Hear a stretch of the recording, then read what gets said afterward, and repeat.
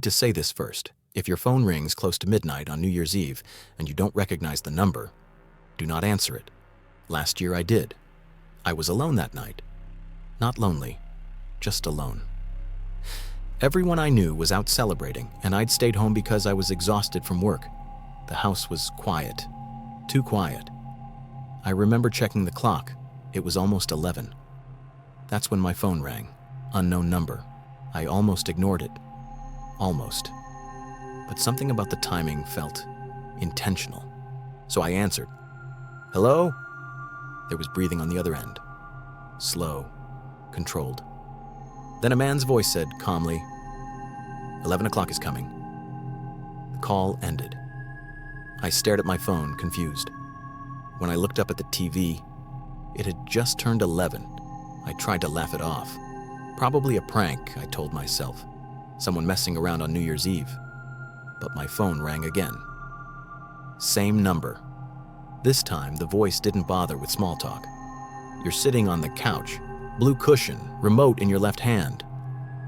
My stomach dropped. I hadn't told anyone I was home. No one should have been able to see me. I stood up and walked to the window, my heart pounding. The street outside was empty. The voice spoke again. "You just checked the window. Don't worry. I'm not outside." I whispered. "Who is this?" A short pause. Then he said, "I'm closer than that." The line went dead. I locked the doors, every single one. Front, back, windows, everything. The phone rang again. "I saw you lock the front door," the voice said. "You forgot the back one." I ran to the kitchen and checked. The door was locked, but the handle was warm. My hands were shaking when the phone rang again. "You're scared now," the voice said softly. "You should be. I'd hate for you to miss the countdown." I screamed at him to leave me alone. He laughed, not loudly, just enough. "I like New Year's," he said. "Fresh starts, final moments." The calls kept coming, each one closer together, each one more personal. He told me what room I was in before I entered it. He described movements before I made them. Then he said something that made my blood turn cold. I don't need the phone anymore. That's when I heard footsteps. Behind me, the TV started the countdown. 10, 9. I ran to my bedroom and slammed the door shut. 8, 7. My phone buzzed one last time. A text message. I'm already inside. 3, 2, 1. "Happy New Year," a voice whispered. Not from my phone, from inside the room. I woke up the next morning on the floor. The police found no signs of forced entry, no fingerprints, no calls in my phone history, except one missed call from my own number.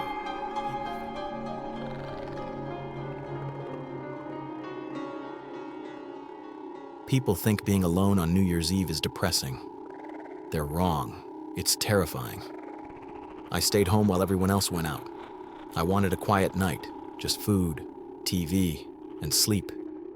Everything was normal. Until I heard laughter. It wasn't coming from outside. It was inside my house. At first, I thought maybe the TV was still on. It wasn't. The laughter continued. Multiple voices, glasses clinking, footsteps, like a party. I stood up slowly and called out, "Hello?" The sound stopped, then resumed, closer. I heard someone say, "He doesn't know yet." Another voice replied, "He should be asleep." My heart started pounding. I backed into the hallway and locked myself in the bathroom. From behind the door, I could hear them moving around, opening cabinets, dragging chairs, pouring drinks. I didn't hear my front door open. I didn't hear anyone come in. At midnight, the cheering exploded. People shouting, laughing, celebrating. I covered my mouth to stop myself from making a sound. Then the footsteps stopped. Someone stood outside the bathroom door. The handle turned slowly. A man's voice spoke softly. "There you are." I blacked out. I woke up in a hospital. The police said my house looked like it had hosted a party. Dirty glasses in the sink, footprints on the floor, confetti on the carpet, but there was no sign of forced entry. No neighbors reported seeing anyone arrive or leave. No evidence anyone else had been there. Except for one thing, written on my bathroom mirror. Thanks for hosting.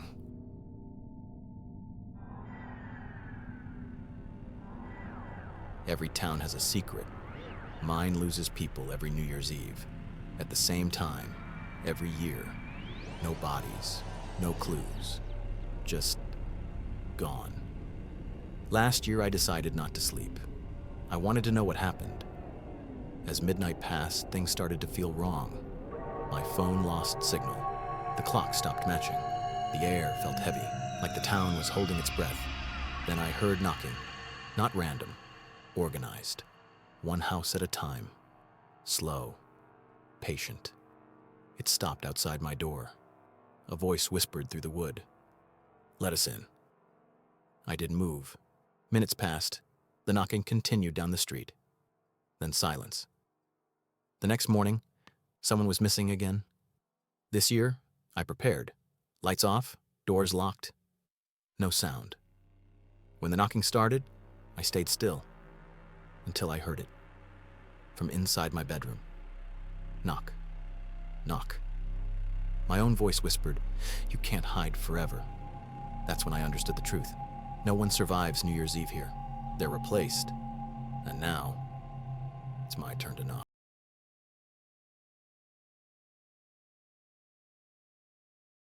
I need you to listen carefully. If you live in a small town and someone goes missing every New Year's Eve, leave, because I didn't. And now I understand why no one ever really survives. In my town, people don't disappear randomly. They vanish on New Year's Eve. Always after midnight. Always quietly. No screams. No bodies. No explanations. The police stopped calling it a coincidence years ago. They just stopped talking about it. Everyone pretended it was normal. But last year, the missing person was someone I knew. That's when I decided to stay awake. New Year's Eve arrived and the town felt wrong. Too quiet. No fireworks. No music. No laughter. Just houses with lights on. And curtains tightly shut. People knew. They just didn't say it out loud. I locked my doors early and checked every window twice. At midnight, nothing happened. No knocking, no noise. I almost laughed. Then my phone lost signal. The Wi-Fi cut out. The power flickered, but didn't go out. That's when the clocks stopped agreeing. My phone said one time. The microwave said another. The wall clock froze completely, and then the air changed. It felt heavier, like breathing through water. That's when I heard it. A knock. Slow. Careful. Not demanding. Polite. It came from the house across the street. 3 knocks. A pause. Then the door opened. I watched through the window. No one was there. But the door opened anyway. The knocking moved. House to house. Always 3 knocks.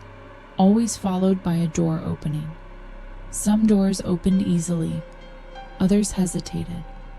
Like someone inside was arguing with themselves. When the knocking reached my street, I turned off the lights and hid in the hallway. My phone vibrated. 1 notification. No service. You are next. The knocking stopped outside my door. 3 slow knocks. I held my breath. A voice whispered through the wood. Not angry, not loud. Patient. "We know you're awake." I didn't move. The doorknob turned slightly, then stopped. The voice sighed. "Good. You remember the rule." The footsteps moved on. I thought I was safe. I was wrong. Something else happens after the knocking. No one talks about that part. Around the time the clocks should have reset, I heard footsteps inside my house. Bare feet, slow, wet. I stayed frozen as the steps moved through my kitchen, then the hallway, then stopped outside the room I was hiding in. A voice whispered from inches away. "Do you hear them too?" I covered my mouth. The voice sounded familiar, too familiar. The footsteps moved away. At some point, I passed out. Morning came like nothing happened. Power restored. Clocks normal. But the house across the street was empty. Police cars, caution tape, another disappearance. I told myself it was over. I was wrong again. Because surviving once changes something. People started looking at me differently, avoiding eye contact, whispering. An old woman at the grocery store grabbed my wrist and said, "They let you stay because they needed a replacement." I laughed it off.